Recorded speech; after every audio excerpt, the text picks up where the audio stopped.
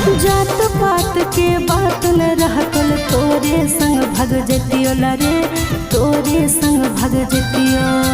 सांस चले तुल जबले सुख दुख तोरे संग बीततियो लरे, तोरे संग बीततियो। 184 योनि के बाद जन्म मनुष्य में पैली गे, जन्म मनुष्य में पैली। तब पता नहीं के कर भाग में हमर के दोसर में जैली गे, हमर के दोसर में जैली।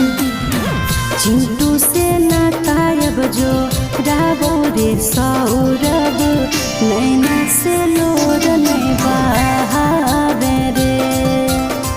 जल्दी से कोलावा 108 पर लगावे गे, जन एम्बुलेंस